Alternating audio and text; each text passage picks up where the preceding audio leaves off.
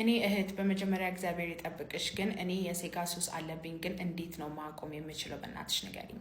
ኦኬ፣ የሴጋ ሱስ ለማቆም ባይተወይ ማለት ነው አንድ አይነት ፎርሙላ ብቻ የለውም። አንደኛ ወደ ሃይማኖት የተመለስኩኝ የሚለኝ በጣም ብዙ ሰው አለ። ከሃይማኖት በነሱ ከፍ ያለ ወይም ሊመራቸው የሚችሉን ሰዎችን በማናገር ቤተክርስቲያን ወይም መስጊድ በመሄድ፣ ሁለተኛ ደግሞ ስነ ልቦናዊ አማካሪ ያናገርኩኝ የሚሉ ሰዎች አሉ።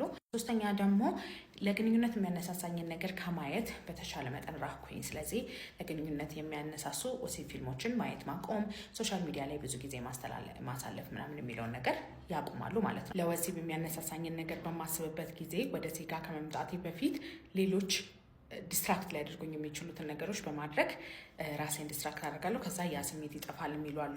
አምስተኛ ደግሞ ስፖርት መስራት ጀምሬ አስተካከልኩ የሚሉ ሰዎች አሉ። ስፖርት ምንድነው? በሴጋ መምታት ጊዜ የሚለቀቁትን ዶፓሚን በጤናኛ መንገድ መልቀቂያ ስለሆነ ለዶፓሚን ያለውን ሱስ እየቀነሰላችሁ ይሄዳል ማለት ነው።